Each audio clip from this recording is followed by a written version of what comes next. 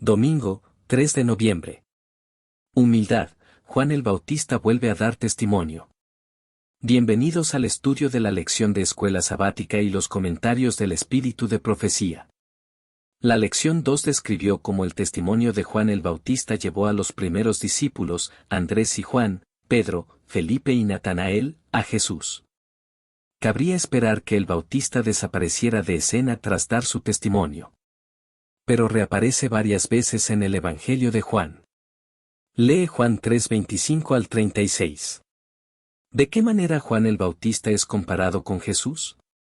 Juan 3:25 al 36. Entonces hubo discusión entre los discípulos de Juan y los judíos acerca de la purificación. Y vinieron a Juan y le dijeron, Rabí, mira que el que estaba contigo al otro lado del Jordán, de quien tú diste testimonio, bautiza, y todos vienen a él. Respondió Juan y dijo, no puede el hombre recibir nada, si no le fuere dado del cielo. Vosotros mismos me sois testigos de que dije, yo no soy el Cristo, sino que soy enviado delante de él. El que tiene la esposa, es el esposo, mas el amigo del esposo, que está a su lado y le oye, se goza grandemente de la voz del esposo, así pues, mi gozo está cumplido. Es necesario que él crezca, pero que yo mengüe. El que de arriba viene, es sobre todos, el que es de la tierra, es terrenal, y cosas terrenales habla, el que viene del cielo, es sobre todos. Y lo que vio y oyó, esto testifica, y nadie recibe su testimonio. El que recibe su testimonio, atestigua que Dios es veraz. Porque el que Dios envió, las palabras de Dios habla, pues Dios no da el Espíritu por medida. El Padre ama al Hijo, y todas las cosas ha entregado en su mano. El que cree en el Hijo tiene vida eterna, pero el que rehúsa creer en el Hijo no verá la vida, sino que la ira de Dios está sobre él.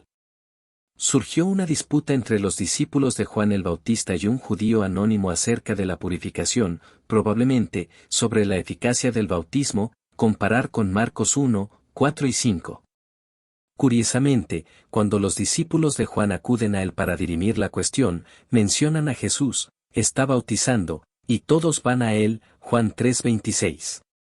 No es difícil leer entre líneas que están celosos de Jesús y preocupados por la reputación tanto de su maestro como de ellos mismos. Habría sido muy fácil que Juan cediera a los celos, pero no lo hizo pues sabía cuál era su misión. Por el contrario, recordó a sus discípulos que nunca pretendió ser el Cristo. Vino, en cambio, a señalar hacia él, a prepararle el camino, a ser su testigo, Juan 1:6 al 8. Utilizando la ilustración de una boda, se compara a sí mismo con el amigo del novio, y a Jesús con el novio. La novia sería el pueblo de Dios, comparar con Oseas 2:16 al 23, Isaías 62:1 al 5. Luego, en palabras que muestran la verdadera grandeza de Juan, dice, Él tiene que crecer y yo menguar, Juan 3:30. Juan 3:31 al 36 continúa la comparación entre Jesús y Juan para destacar así la superioridad del Mesías respecto de su precursor. Al dirigir así la atención hacia Jesús, Juan subraya nuevamente la idea del testimonio. Quienes reciben ese testimonio y creen en Jesús tienen vida eterna. Quienes no lo reciben quedan bajo la ira de Dios. Eso dice el texto. Dios ama al mundo y envió a su Hijo para salvarlo, Juan 3:16 y 17, pero quienes rechazan el regalo que se les ofrece enfrentarán la consecuencia de sus propios pecados, la muerte eterna. ¿Cómo podemos aprender la lección de la humildad en relación con Dios y con los demás? ¿Qué podemos aprender del ejemplo de Juan acerca de la humildad? Comentarios del espíritu de profecía. Cuando, después que comenzara el ministerio de Cristo, los discípulos de Juan fueron a él con la queja de que todos seguían al nuevo maestro, Juan demostró cuán claramente comprendía su relación con el Mesías. Y cuán gustosamente daba la bienvenida a aquel cuyo camino había preparado.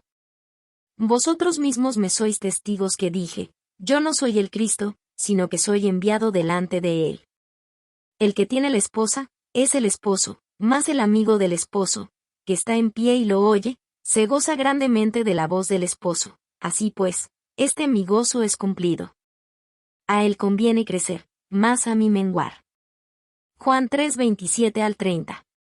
Mirando con fe al Redentor, Juan se había elevado a la altura de la abnegación.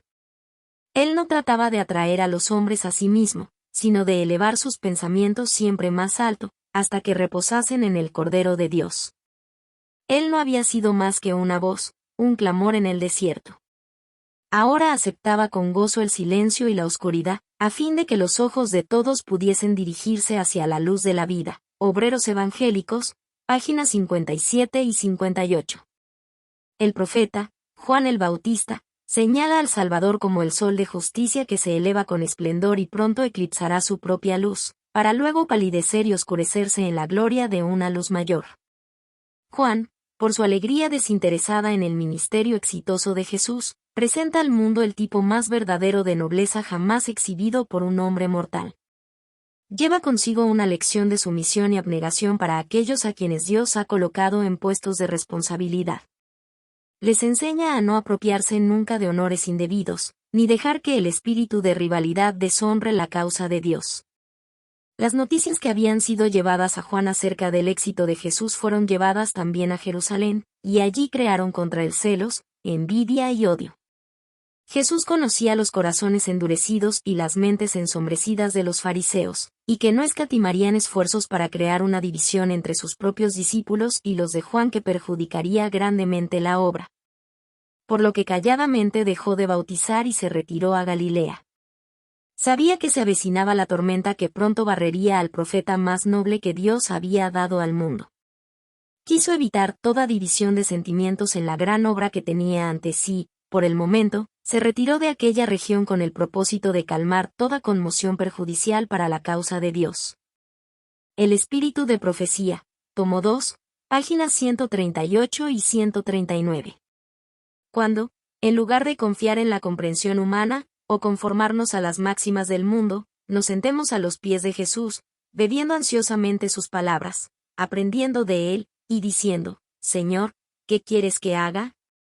Nuestra independencia natural, nuestra confianza propia, nuestra obcecada fuerza de voluntad, serán cambiadas por un espíritu infantil, sumiso y educable.